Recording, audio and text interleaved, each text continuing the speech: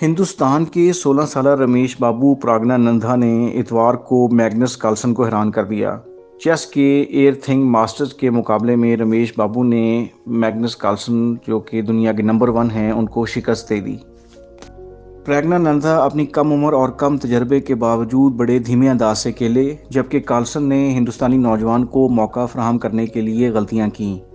अगरचे 5 बार के आलमी चैंपियन ने खेल में वापस आने के लिए जिद्दोजहद की, प्रैग ने इसे आगाज़ ही नहीं दिया। आखिरकार तेज़ रफ्तार शतरंज टूर्नामेंट में एक मशहूर फतह पर कायम रहा। जब ये वाज़ेह हो गया कि जीत यकीनी है, कामयाबी प्राग पर तुलू होती नजर आई जब उसने सदमे से अपने हाथ से अपना मुंह ढांप लिया। ये कार्लसन पर प्राग की पहली फतह थी और वो 2013 में सुपरस्टार के वर्ल्ड चैंपियन बनने के बाद से कार्लसन को शिकस्त देने वाले सबसे कम उम्र खिलाड़ी बन गए। प्रैग विश्वनाथन आनंद और पेंटियाला हरी कृष्णा के बाद नॉर्वे के खिलाफ जीतने वाले तीसरे हिंदुस्तानी ग्रैंड मास्टर भी बन गए हैं।